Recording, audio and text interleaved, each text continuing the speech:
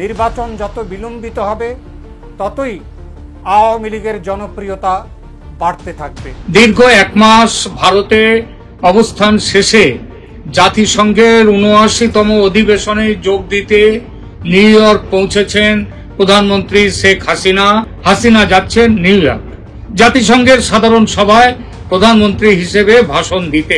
সম্প্রতি চীনের প্রধান সংবাদ মাধ্যম সিনহুয়া একটি সংবাদ প্রকাশ করেছেন। সেখানে বলা হয়েছে একই কথা যে মাননীয় প্রধানমন্ত্রী শেখ হাসিনা স্বাক্ষর করেনি, এর যথেষ্ট পরিমাণ সত্যতা পাওয়া গেছে এবং বাংলাদেশের সাংবিধানিক অনুযায়ী এখনো তিনি বাংলাদেশের প্রধানমন্ত্রী রয়েছেন। শাহাবুদ্দিন চুপ্পু এবং ওয়াকারের নেতৃত্বে বাংলাদেশে একটা সেনা শাসন ইন্ট্রোডিউস করতে যাচ্ছে।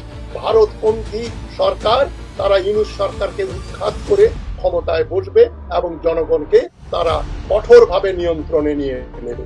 দরকার হলে ভারতীয় সেনাবাহিনীও এখানে। তবে কি সেনা শাসন আসছে? শেষ খেলা খেললেন ডক্টর মোহাম্মদ ইউনূস। সেনাবাহিনীকে এই বিচারিক ক্ষমতা দেওয়ার কারণ কি? ডক্টর মোহাম্মদ ইউনূস কেন এমন চাল দিলেন? এর ফলে কি হলো? সংবিধান সংস্কার কমিশনের প্রধান অধ্যাপক আলী রিয়াজ সংবিধান নিয়ে তিনি কথা বলছিলেন এবং ঢাকায় এসে বলছেন যে সংবিধানের যে অবস্থা এটা একেবারে পুনর্লিখন বা একদম পুরো পরিবর্তন করতে হবে। আমরা অন্তর থেকে ধন্যবাদ জানাই ডক্টর ইউনূসের সরকারকে আর শাহজালাল আন্তর্জাতিক বিমানবন্দরের সেই অফিসারকে যিনি ৩টারে বরখাস্ত করে দিয়েছেন। চকলেট খাবি। অত্যন্ত পীড়াদায়ক একটি ঘটনা ঘটে গেছে।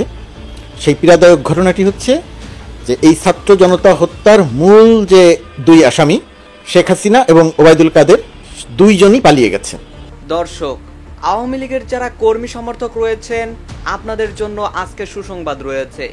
দর্শক, হঠাৎ করে জাতিসংঘ সাবেক প্রধানমন্ত্রী শেখ হাসিনার পদত্যাগপত্র দেখতে চেয়েছে, সেটা কিন্তু আমরা সকলেই জানি।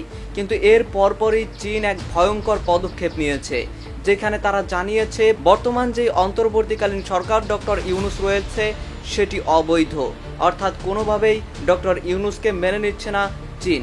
তো দর্শক, তারা ঠিক কি করতে চলেছে? এই অন্তর্বর্তী সরকারের বিরুদ্ধে তারা যেই পদক্ষেপটি নিতে চলেছে সেটি আসলে কতটুকু কার্যকরী হতে পারে? দর্শক, যারা আপনারা আওয়ামী লীগের নেতাকর্মী রয়েছেন তারা অবশ্যই নিউজটি সম্পূর্ণ দেখলেই বুঝতে পারবেন।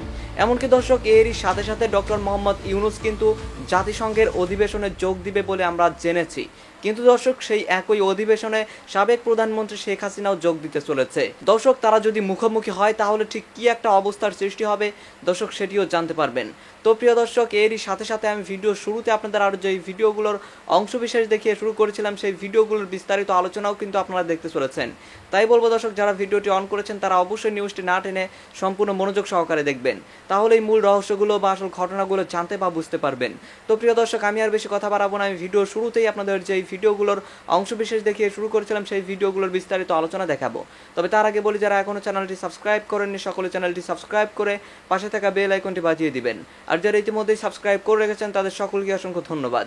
তো চলুন একটি লাইক দিয়ে আমরা ধারাবাহিকভাবে সবগুলো ভিডিওর বিস্তারিত আলোচনা দেখে আসি। দীর্ঘ এক মাস ভারতে অবস্থান শেষে জাতিসংঘের ৭৯তম অধিবেশনে যোগ দিতে নিউ ইয়র্ক পৌঁছেছেন প্রধানমন্ত্রী শেখ হাসিনা। তাকে বরণ করতে যুক্তরাষ্ট্রের আওয়ামী লীগের বিশাল আনন্দ মিছিল। এইটা হচ্ছে তাদের বর্ণনা যে ভিডিওটি দিয়েছেন তার। সত্যি বলতে কি, হাসিনার দেশত্যাগের খবরে যত অবাক হয়েছিলাম এই খবরটিতে তার চেয়ে বেশি কম অবাক হয়নি। কেন বেশি অবাক হয়েছি সেটা বলি। প্রথমত, জুলাই মাসের শেষ ২-১ দিন এবং আগস্টের প্রথম থেকে বাংলাদেশে যেভাবে ঘটনা প্রবাহ চলছিল তাতে মনে হচ্ছিল অভাবনীয় কিছু ঘটতে পারে, সেজন্য একটা প্রস্তুতি ছিল মনে মনে। কিন্তু এবার হাসিনা নিউ ইয়র্কে যাওয়ার ব্যাপারে কেউ কোনো চিন্তাই করেনি। এমন সম্ভাবনা যা হতে পারে ভাবনাতেই কারো আসেনি। দ্বিতীয়ত, সরকারের প্রধান হিসেবে ডক্টর মোহাম্মদ ইউনূস নিউ ইয়র্কে কবে কোন মার্কিন সরকারের সচিবদের সঙ্গে কথা বলবেন সেসবও ঠিক হয়ে গেছে। এমনকি ভারতের প্রধানমন্ত্রীর সঙ্গে আলোচনা চেয়ে চিঠি পর্যন্ত এসে গেছে ১০-১২ দিন আগে। এমন পরিস্থিতিতে হাসিনা যাচ্ছেন নিউ ইয়র্ক জাতিসংঘের সাধারণ সভায় প্রধানমন্ত্রী হিসেবে ভাষণ দিতে। এমন খবরে মানুষ যদি বিস্মিত না হয় আর কোন খবরে তাহলে বিস্মিত হবে মানুষ? তৃতীয়ত, শেখ হাসিনার ডিপ্লোম্যাটিক পাসপোর্ট বাতিল করেছে বাংলাদেশ, আমেরিকা বাতিল করেছে তার ভিসা। এই খবর অনেক আগেই পাওয়া গেছে। এই পরিস্থিতিতে নিউ ইয়র্ক তিনি যাবেনটা কিভাবে? যে বিমানবন্দর থেকে বিমানে উঠুন না কেন, কোন কাগজপত্র দেখিয়ে তিনি উঠবেন বিমানে? আবার যখন নিউ ইয়র্কে গিয়ে নামবেন তখন কোন কাগজপত্র দেখিয়ে তিনি সেখানে থেকে বেরিয়ে আসবেন? চতুর্থত থাক, এইরকম ছোট বড় খটকার বহু জায়গা আছে, তবু অবিশ্বাস্য ঘটনাও তো ঘটে থাকে পৃথিবীতে। সুতরাং হতেও তো পারে এমন ঘটনা, পদত্যাগ যখন করেননি তিনি, তখন তো যেতেও পারেন জাতিপুঞ্জের সাধারণ সভায়। ব্রেকিং নিউজ, চীনের প্রধান সংবাদ মাধ্যম সিনহুয়া ইউনুস সরকারকে অবৈধ ঘোষণা করলো। এটা অনলাইন পত্রিকা, এটা কোথা থেকে আসছে? স্বাধীন Bangla news 24/7 Bangla spot.com। Authentic খবর ছাড়া আমি প্রচার করি না। গত 5ই আগস্ট তথাকথিত কোন অভ্যুত্থান এর মাধ্যমে মাননীয় প্রধানমন্ত্রী শেখ হাসিনাকে দেশ ত্যাগ করতে বাধ্য করা হয় এবং ইতিমধ্যে জানা গিয়েছে তিনি দেশ ত্যাগ করার পূর্বে কোনো ধরনের পদত্যাগপত্রে স্বাক্ষর করেননি।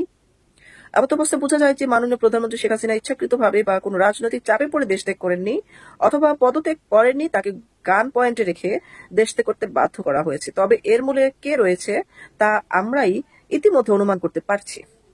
বাংলাদেশের কিছু সেনা কর্মকর্তার নাম প্রকাশে অনিচ্ছুক। তারা জানিয়েছে প্রধানমন্ত্রী শেখ হাসিনাকে দেশ ত্যাগ করতে বাধ্য করা হয়েছে এবং দেশ ত্যাগের পূর্বে তিনি কোনো প্রকার পদত্যাগের স্বাক্ষর করেননি।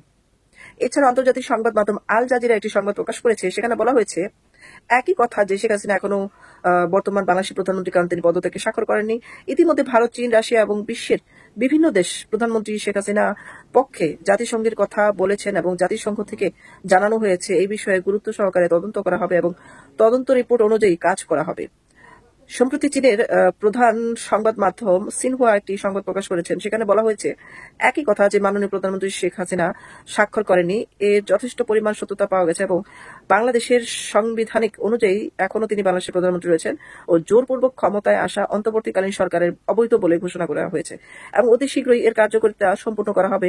এতে যত ধরনের সাহায্য করা প্রয়োজন সবই করতে প্রস্তুত রয়েছে চীন সরকার। হঠাৎ করে আমরা যারা ভাবছিলাম যে চীন বাংলাদেশের সাথে কোনো বিরোধিতা করছে কিনা বা ভারতও সেটা ডাউট ফিল করছে, এবং অনেকেই বলতেছিল যে চীন জড়িত কিনা, আবার অনেকে বলতেছে আমেরিকা জড়িত কিনা। তো কিছুই আমরা আসলে বৈশ্বিক যে আন্তর্জাতিক সমস্যা কোথা থেকে কোথায় কি হচ্ছে পুরোটা আমাদের কাছে আসলে এখনো স্পষ্ট না। তবে চীনের এই খবরটা পড়ে মনে হচ্ছে যে তারা সত্য সন্ধান করার চেষ্টা করছে যে আসলে কি হয়েছে এই দেশে। ভারতপন্থী আওয়ামীরা শাহাবুদ্দিন চুপ্পু এবং ওয়াকারের নেতৃত্বে বাংলাদেশে একটা সেনা শাসন ইন্ট্রোডিউস করতে যাচ্ছে। মার্শাল ল আমলে আমরা দেখেছি সিভিলিয়ান বেসামরিক বিচারকেরা বিচার করেছেন। Supreme court, high court, lower court, সর্বত্র ম্যাজিস্ট্রেট সবাই সিভিলিয়ান। দেশে একটা সামরিক শাসন চলছে, আইয়ুব খানের সময়টাই দেখেছি। সুতরাং এখন হঠাৎ এমন কি অবস্থা হলো যে সামরিক বাহিনীর অফিসারদেরকে বিচারক হিসেবে নিয়োগ করা হবে? শুধু তাই না, সামরিক বিভাগের লোকজন মানে সেনা সদস্যরা পুলিশের কাজ করবে এবং লোকজনকে সন্দেহভাজন ব্যক্তিকে গ্রেফতার করবে।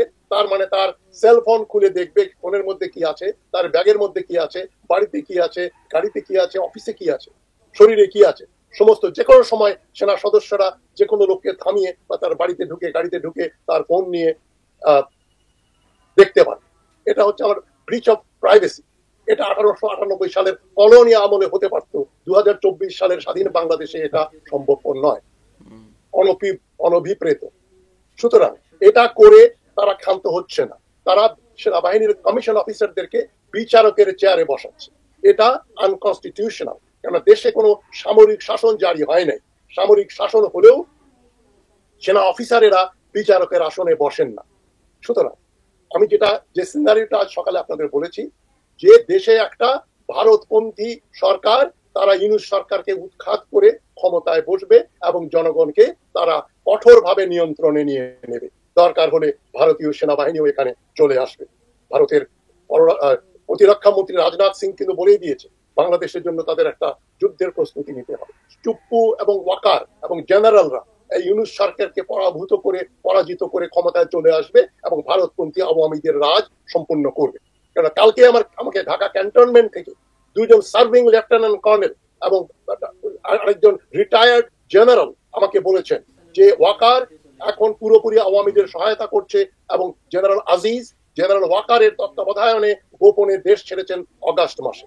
General Waker major general Ziaul হাসানকে সিলেট এয়ারপোর্ট দিয়ে ওমরা করার নামে দেশ থেকে বাইরে পাঠিয়ে দেওয়ার চেষ্টা করেছিল, সৌভাগ্যক্রমে তাকে ধরে নিয়ে জেলে ভরা হয়েছে।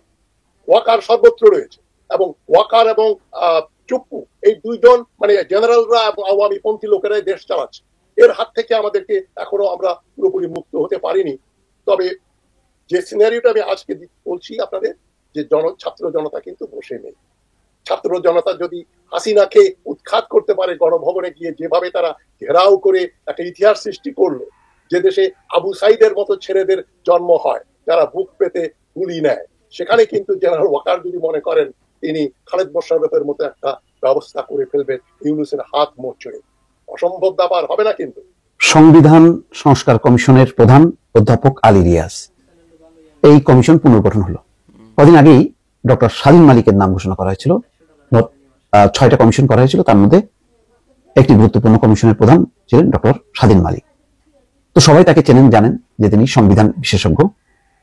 তো তার নেতৃত্বে একটা সংবিধান সংস্কার বা পুনর্লিখন বা আবার নতুন করে মুদ্রণ সবকিছুই তার সুপারিশ করার কথা। এবং এখানে বলা হচ্ছিল যে এই কমিশনগুলো রাজনৈতিক দলগুলোর সঙ্গে আলাপ আলোচনা করে তারপরে ফাইনাল করবে। তো তার আগেই 1 সপ্তাহ হয়নি, তার মধ্যেই পরিবর্তন। কেন? অধ্যাপক আলী রিয়াজ যদিও সংবিধান বিশেষজ্ঞ না, কিন্তু সংবিধান নিয়ে তিনি কথা বলছিলেন এবং ঢাকায় এসে বলছেন যে সংবিধানের যে অবস্থা এটা একেবারে মানে পুনর্লিখন বা একদম পুরো পরিবর্তন করতে হবে। মোট কথা এটা কোনো কাটছাট করা বা সংশোধন করার পায়নি, এটা একদম নতুন করে প্রস্তুত করতে হবে। তো এর ব্যাপারে আবার রাজনৈতিক একটা প্রতিক্রিয়াও ছিল। মির্জা ফখরুল ইসলাম আলমগীর তিনি বলছিলেন যে সংবিধান অনুলিখন অথবা বাতিল এটি চূড়ান্ত করবে হচ্ছে সংসদের এখতিয়ার।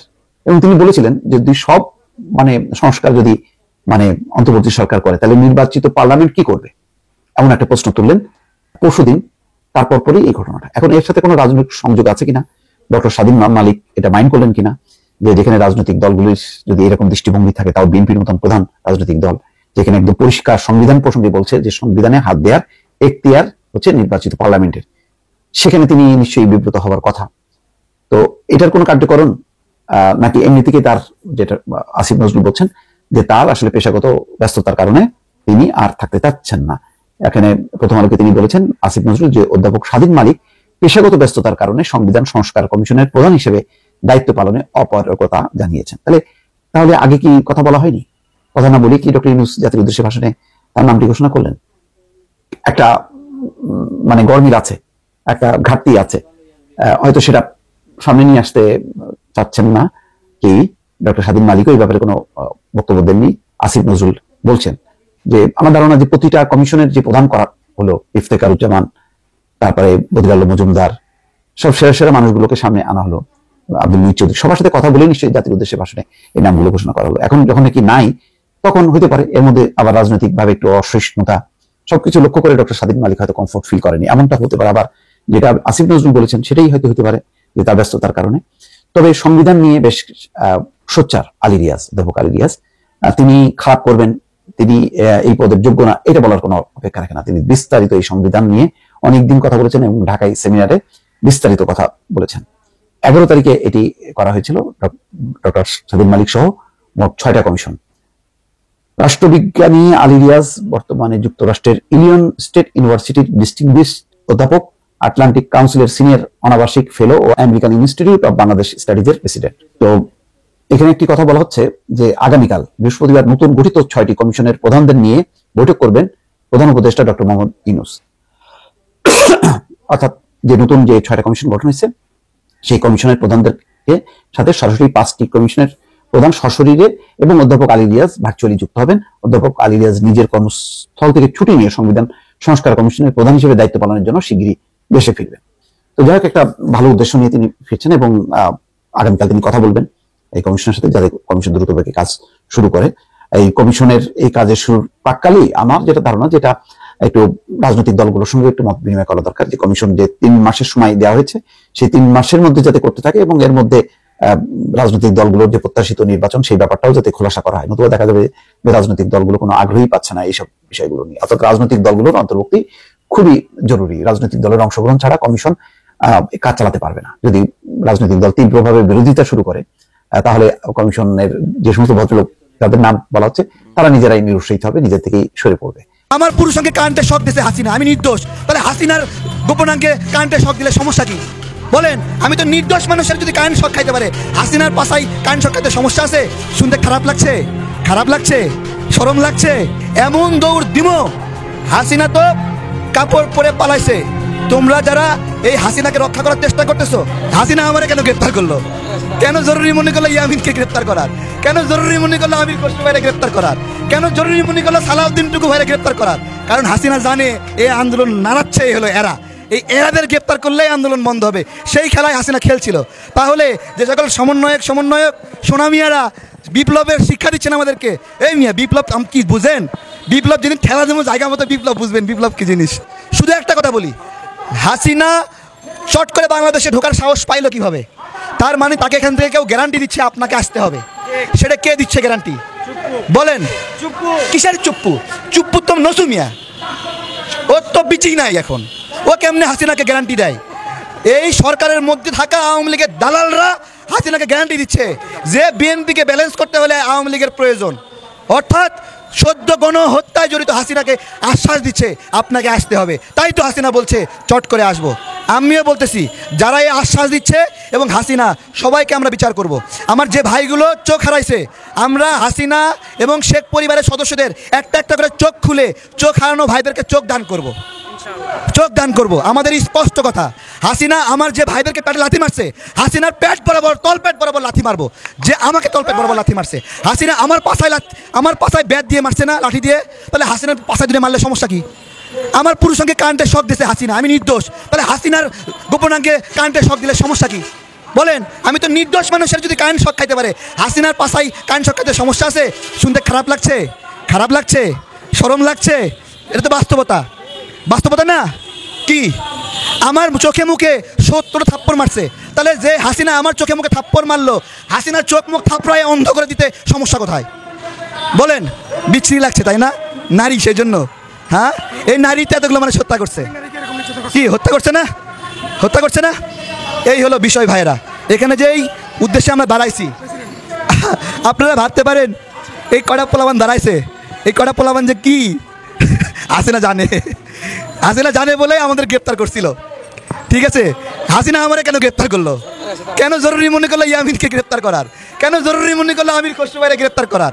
কেন জরুরি মনে করলো সালাউদ্দিন টুকু ভাইরে গ্রেপ্তার করার? কারণ হাসিনা জানে এই আন্দোলন নাড়াচ্ছে হলো এরা, এই এরাদের গ্রেপ্তার করলেই আন্দোলন বন্ধ হবে। সেই খেলায় হাসিনা খেলছিল। তাহলে যে সকল সমন্বয়ক সোনামিয়ারা বিপ্লবের শিক্ষা দিচ্ছেন আমাদেরকে, এই মিয়া বিপ্লব কি বুঝেন? বিপ্লব যেদিন ঠেলা দেবো জায়গা মতো বিপ্লব বুঝবেন বিপ্লব কি জিনিস। দর্শক, আমি আশা করছি আপনারা সকলে অত্যন্ত মনোযোগ সহকারে সবগুলো ভিডিওই দেখেছেন। এমনকি দর্শক, যদি এই ভিডিওগুলো সম্পর্কে আপনাদের কোনো মতামত থেকে থাকে তাহলে তো অবশ্যই জানাবেন। দর্শক, সবশেষে জানাবেন আপনি ঠিক কোন দলের নেতাকর্মী হয়ে ভিডিওটি দেখেছেন এবং আপনি ঠিক কোন জায়গা থেকে ভিডিওটি দেখেছেন। নিউজটি শেষ করছি এখানেই, ফিরছি পরবর্তী নিউজে নতুন কোনো টপিকে। আল্লাহ হাফিজ।